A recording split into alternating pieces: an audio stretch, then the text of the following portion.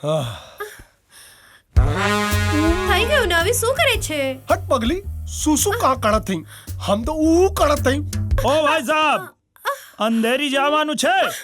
ન 6 ન 7. બા अच्छा टणवा मौधिया चलबा. टणवा मौतिया झारखंडे।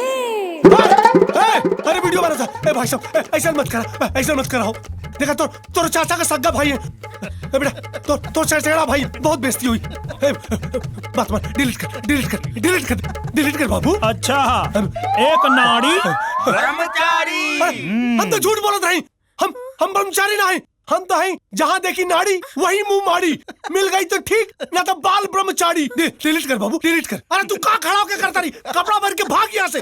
मैं कैसे पहनूं? तुम मेरा साया जो पहने हो. अरे तोरे साया के माई के आँख. ससुरी साया पहनी है. ले साया निकल, भाग. हाय बिलाजुआ के हमारे बाप ले जाई. डिलीट कर. मुंबई में रहना है तो चरित्रवान बनो। हम चरित्रवान नहीं, हम बहुत बड़ा चरित्र ही नहीं. रुका होता नहीं. बाबू अरे बाप रे. बाबूजी प्रणाम. बाबूजी प्रणाम. बाबूजी ना बीबी. झारखंड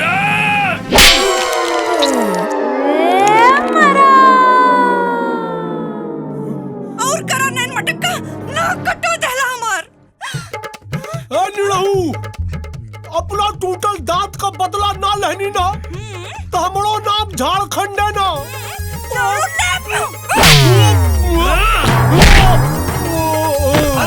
झारखंड जुल्फी कटाइला, फिर ना आई है जवानी. अरे बाबूजी ना